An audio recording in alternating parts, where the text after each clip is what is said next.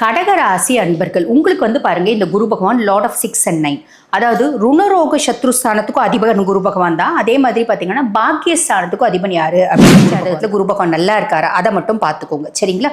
சரி, அப்படிப்பட்ட குரு பகவான் நிறைய சுபவிரயங்கள்னால ஒரு சந்தோஷம் மேல அவர் விட்டுட்டு போன கொஞ்சம் நெஞ்ச சொச்சம் எல்லாத்தையும் வந்து குரு பகவான் மொத்தமா வந்து களை எடுத்துருவாரு அப்படின்னு சொல்லலாம். அப்ப ருணரோக சத்ருஸ்தானத்தை குரு பகவான் பார்க்கறதுனால நிறைய கடகராசி அன்பர்களுக்கு வந்து பார்த்தீங்கன்னா கடன் இல்லாமல் போகும். அதுக்காக நான் பல கோடி கடன் வச்சுட்டு இருக்கேங்க, அதெல்லாம் இல்லாமல் இந்த ஒரு வருஷத்துலேயே போயிடுமா, அவர் என்ன பாவத்தில் என்ன கொடுக்கணுமோ. இப்போ கடகம் உங்களுக்கு அவர் விரைய குருவாக இருக்காரு, சுப செலவு கொடுப்பாரு.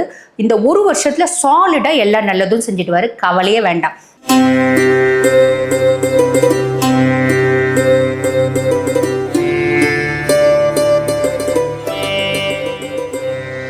வணக்கம், நான் டாக்டர் தீபா லாலன். இன்னைக்கு நம்ம என்ன டாபிக் பற்றி டிஸ்கஸ் பண்ண போகிறோம் அப்படின்னா குரு அஸ்தங்க பலன்கள் தாங்க பார்க்க போகிறோம். அது என்னங்க புதுசாக குரு அஸ்தங்க பலன் அப்படின்னு கேட்குறீங்களா? குரு வந்து பாருங்க, அவர் அஸ்தங்கம் ஆகிறது, அதாவது வீக்கன் ஆகிறது, அதுக்கான பலன்கள் அப்படின்றது கொஞ்சம் கொஞ்சம் மாறுபடுங்க. குரு பயிற்சி நம்ம எல்லாருக்கும் தெரியும், குரு பயிற்சி நடந்து முடிஞ்சிருச்சு. குரு பயிற்சி வந்து பாருங்க, ஒரு வருஷம் அவர் சாலிடா எந்தெந்த ராசிக்கு என்னென்ன பாவத்தில் குரு பகவான் உட்கார்ந்துட்டு இருக்காரோ அந்தந்த ராசிக்கு அந்தந்த நற்பலன்களை செய்ய தான் போறாரு. இப்போ அஸ்தங்கம் அப்படின்றது என்ன அப்படின்றத நம்ம இந்த பதிவில் பார்க்கலாம் சரிங்களா. குரு என்னைக்கு அஸ்தங்கமானாரு அப்படின்னா, இவர் வந்து பாருங்க ஜூன் 9 ஆரம்பிச்சு ஜூலை 9 வரைக்கும் ஏறக்குறைய ஒரு மாதம் வந்து பார்த்தீங்கன்னா அஸ்தங்கமாகிறாரு அப்படின்னும் போது அவர் கொடுக்கக்கூடிய பலன்கள் எல்லாம் சாலிடாக கொடுப்பாரு, ஆனால் கொஞ்சம் கம்மியாக கொடுப்பாரு அப்படின்னு சொல்லலாம். இப்போ நிறைய பேருக்கு வந்து பாருங்க, குரு பெருசாக ஃபேவராக இல்லாதவங்க கொஞ்சம் சந்தோஷப்பட்டுக்கலாம், பரவாயில்ல அவர் கொடுக்கக்கூடிய பலன்களை கொஞ்சம் கம்மியாக கொடுப்பாரு அப்படின்னு. குரு ஃபேவராக இருக்கவங்க வருத்தப்படணுன்ற அவசியம் இல்லை சரிங்களா. ஓகே, இப்போ ஒவ்வொரு ராசிக்கும் என்னென்ன மாதிரி குரு அஸ்தங்க பலன் அப்படின்றத பார்த்துக்கலாம் வாங்க. கடகராசி அன்பர்கள் உங்களுக்கு வந்து பாருங்க, இந்த குரு பகவான் லார்ட் ஆஃப் 6 and 9, அதாவது ருணரோக சத்ருஸ்தானத்துக்கும் அதிபன் குரு பகவான் தான். அதே மாதிரி பார்த்தீங்கன்னா பாக்கியஸ்தானத்துக்கும் அதிபன் யாரு அப்படின்னா குரு பகவான் தான். அப்படிப்பட்ட குரு பகவான் இந்த குரு பயிற்சியில் வந்து பாருங்க 12ஆம் பாவம் விரைய குருவா வந்து உட்கார்ந்துட்டு இருக்காரு.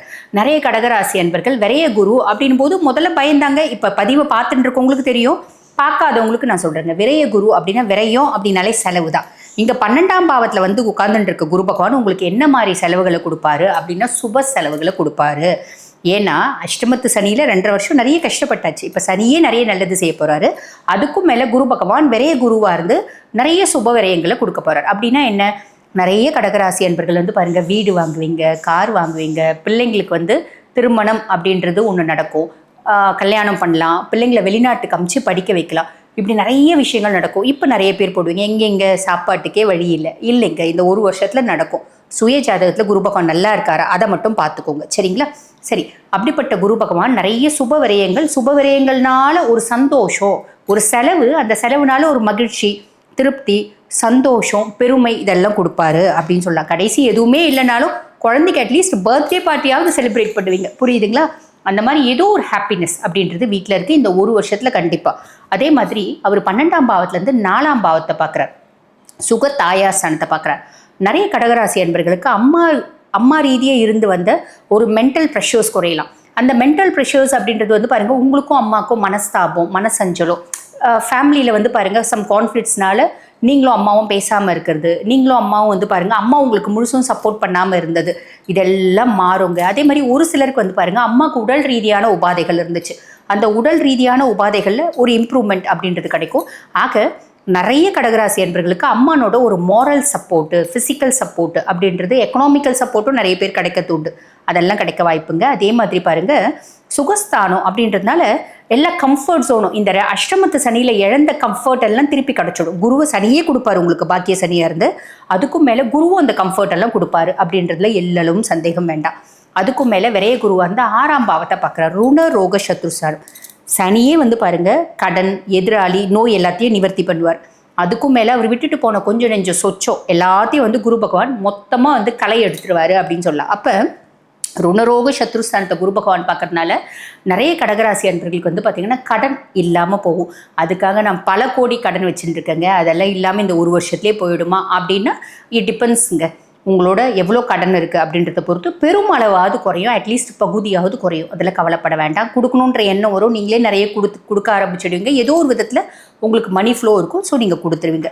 நிறைய பேர் வந்து பாருங்கள், இந்த வீடு வச்சுட்டு இருப்பாங்க. வீடு வந்து அஷ்டமத்து சனியில் விற்று கடனை அடைச்சிடலான்னு பார்த்தோங்க. ரொம்ப வந்து பார்த்திங்கன்னா அடிமட்ட ரேட்டு கேட்டாங்க புரோக்கருங்க, எங்களால் வியாபாரம் பண்ண முடியல அப்படின்ற மாதிரி நிறைய பேர் வருத்தப்பட்டீங்க பார்த்தீங்களா. அதெல்லாம் வந்து இந்த காலகட்டத்தில், இந்த ஒரு வருஷத்தில் நீங்கள் அதை செஞ்சுடுவீங்க. பழைய வீடு சொத்து ஏதாவது இருக்குன்னா தேவையில்லாதது விற்றுட்டு கடனை அடைக்கிற மாதிரி ஏதோ ஒரு சுச்சுவேஷன், இல்லை உறவுகள், இல்லை அம்மா சைடு ஒரு சப்போர்ட்டு, இல்லை அண்ணன் தம்பிங்க சைடு ஒரு சப்போர்ட்டு, இந்த மாதிரி ஏதோ ஒரு சப்போர்ட்னால கடன் அப்படின்றது அடைய பெறும். அதே மாதிரி பார்த்தீங்கன்னா எதிரிகள், கடகத்துக்கு பெருசாக எதிரிகள் கிடையாதுங்க. இருந்தாலும் அவங்க ரொம்ப ப்ளசண்ட்டாக அன்பானவங்க, ரொம்ப பாசமானவங்க, ஃபேமிலி இவ்வளோ வந்து திறமையாக நடத்துகிறாங்கப்பா, நம்ம குடும்பம் இப்படி இல்லையே அப்படின்னு மறைமுக எதிரிகள் யாராவது இருந்தாங்க அப்படின்னாலும் காணாமல் போவோம் அப்படின்னு சொல்லலாம். அதே மாதிரி நோய், நிறைய கடகராசி அன்பர்களுக்கு அஷ்டம சனி காலகட்டத்தில் வந்து பார்த்திங்கன்னா எலும்பு சம்மந்தப்பட்ட பிரச்சனை, டிஸ்க் ப்ரொலாப்ஸு, சர்விக்கல் ஸ்பாண்டிலோசிஸ், கழுத்து எலும்பு வலி, கீழே விழுந்து காலில் ராடு உடைச்சது, சும்மா சைக்கிள் ஓட்ட போய் கீழே விழுந்து முட்டி உடச்சிக்கிறது. நான் பாட்டுன்னு சிவனேன்னு ரோட்டில் போனேங்க, ஒரு பிள்ளை வந்து நேராக என்னை இடித்து நான் ஆஸ்பத்திரியில் படிக்க வச்சிச்சு. இந்த மாதிரி இருந்த நிறைய விஷயங்கள் வந்து பார்த்திங்கன்னா இப்போ அதில் பெட்டர்மெண்ட் அப்படின்றது ஆக ஆரம்பிச்சிருக்கும், கம்ப்ளீட்டாக நார்மல் ஆகிடுவாங்க. அதே மாதிரி நான் முன்னமே சொன்ன மாதிரி எதிரிகளும் காணாமல் போயிடுவாங்க அப்படின்னு சொல்லலாம். அதே மாதிரி துஷ்தானத்தை வந்து பார்த்திங்கன்னா குரு பகவான் பார்வையினால், அஷ்டமத்து சனியினால் ஏற்பட்ட அசிங்கம், அவமானம் அதெல்லாம் அவரே வந்து ரப்பர் வச்சு அழிச்சிடுவார். இருந்தாலும் அதுக்கும் மேலே இருக்க சில பல விஷயங்கள், சில பல ரெம்னன்ஸ் அப்படின்னு சொல்லுவாங்க பார்த்தீங்களா, அந்த சொச்சோ அதெல்லாம் வந்து குரு பகவான் காணாமல் போக்கிடுவார் அப்படின்னு சொல்லலாம். இதெல்லாம் வந்து பாருங்கள், விரைய குரு கடகத்துக்கு கொடுக்க போகிற நல்ல விஷயங்கள் அப்படின்னு சொல்லலாம். சரிங்க, இப்போ இந்த ஹஸ்தங்கோ அப்படின்னு சொல்கிறீங்களேங்க, இந்த நல்ல விஷயங்கள்ல என்னங்க ஆகும்? நல்ல விஷயங்கள் எதுவுமே நடக்காதா? ஏற்கனவே அஷ்டமத்து சனியில் ரொம்ப கஷ்டப்பட்டுட்டு இப்போ தான் சனியும் நல்லது செய்ய போகிறாரு, குருவும் நல்லது செய்ய போகிறாருன்னு ஒரு சந்தோஷத்தில் இருந்தோம்.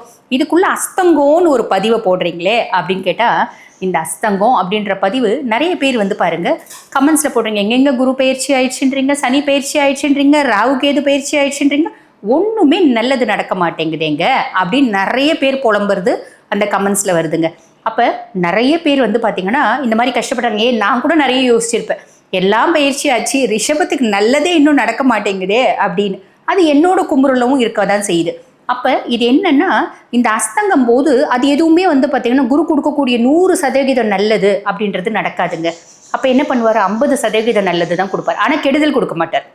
அவர் என்ன பாவத்தில் என்ன கொடுக்கணுமோ, இப்போ கடகம் உங்களுக்கு அவர் விரைய குருவாக இருக்கார், சுப செலவு கொடுப்பாரு.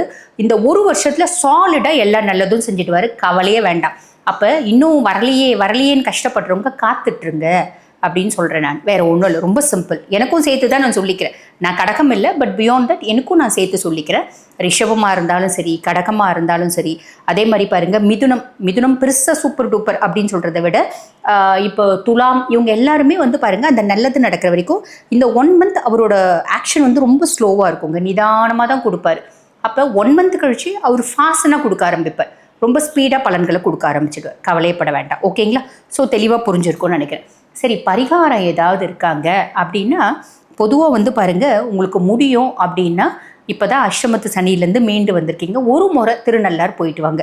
இப்போ நிறைய பேருக்கு ஒரு சந்தேகம் வரும், திருநள்ளாறு போனால் சனி பயிற்சியே ஆகலைன்னு சொல்கிறாங்களேம்மா அப்படின்னு. அது வந்து குழப்பம் ரொம்ப நாளாக இருந்துட்டு தாங்க இருக்குது. வாக்கிய பஞ்சாங்கம் பிரகாரம் 2026 தான் சனி பயிற்சி. திருக்கணித பிரகாரம் நம்மளுக்கு நடந்து முடிஞ்சிருச்சு. அப்போ நீங்கள் தாராளமாக திருநள்ளாறு போயிட்டு தர்பாரண்யேஸ்வர வழிபாடு பண்ணிவிட்டு, அம்பிகையை வழிபாடு பண்ணிவிட்டு, சனி பகவானை பார்த்துட்டு வாங்க. குளத்துல முங்கி எழுறீங்க, குளத்துல குளிக்கிறீங்க அப்படின்னா தயவு செஞ்சு குளத்தை வந்து பார்த்திங்கன்னா அசுத்தப்படுத்தாதீங்க. நல்லா ஞாபகம் வச்சுக்கோங்க, எண்ணெய் தேய்ச்சி குளிக்கிறது, ஷாம்பு போட்டு குளிக்கிறது, துணியெல்லாம் அந்த குளத்தையே விடுறது, அந்த வேலை செய்யாதீங்க. ஏன்னா அது சனியினோட குளம். அதுக்கும் மேலே எந்த சிவன் கோயிலையும் நம்ம இவ்வளோண்டு தப்பு செய்கிறோன்னா கூட அதனோட பிரதிபலன், நல்லது இவ்வளோண்டு செய்கிறீங்கனாலும் அதில் பலன் வந்து இவ்வளோ வரும், கெட்டது இவ்வளோண்டு செய்கிறீங்க அப்படின்னாலும் அதனோட பலன்கள் இவ்வளோ வரும். அப்போ நீங்கள் செய்யக்கூடிய ஒவ்வொரு கெட்டதும் பெருசாக வந்து பார்த்திங்கன்னா ஆலமரமாக ஊனி நம்மளுக்கு திருப்பி ரெஃப்ளெக்ட் ஆகும். அதனால் எந்த ஈசன் கோயில் போனாலும் அந்த ஈசன் கோயிலை சுத்தமாக வச்சு பழகிக்கோங்க. இது ஈசன் கோயில் மட்டும் இல்லை, எல்லா கோயிலுக்குமே, பட் பிரதானமாக நான் ஈசன் கோயில் சொல்கிறேன். அதுவும் சனீஸ்வரன் கோயிலில் ரொம்ப ஜாக்கிரதையாக இருங்க, ஓகேங்களா? அதுக்கும் மேலே வேறு என்ன பண்ணலாம் அப்படின்னா, எங்களுக்கு முடியும் அப்படின்னா உங்களுக்கு நீங்கள் ஒரு முறை திருநள்ளாறு போயிட்டு வாங்க. போயிட்டு வர்றது நல்லது. போயிட்டு வர முடியல அப்படின்னாலும் ரொம்ப சிம்பிளுங்க. வீட்டு பக்கத்தில் பசுமடம் இருக்குது, இல்லைன்னா தனியாக வந்து பால்காரங்க பசு வச்சுட்டு இருக்காங்க பார்த்தீங்களா, அந்த பசுக்கு பால்காரங்களுக்கு பசு தான் கொடுக்கணுமா, இல்லை பசுமடத்து கோயிலில் இருக்க பசுக்கு தான் கொடுக்கணுமா அப்படிலாம் கிடையாதுங்க. எந்த பசுவாக இருந்தாலும் அவங்களுக்கு வந்து பாருங்கள், ஒரு 4 வாழைப்பழம் எடுத்துக்கோங்க, ஒரு தேங்காய் எடுத்துக்கோங்க, கொஞ்சமாக உளுந்து ஊற வச்சு, இல்லைன்னா அரிசி மாவு, அரிசி வந்து ஊற வச்சுடுங்க, இல்லை அரிசி மாவு எடுத்துக்கோங்க.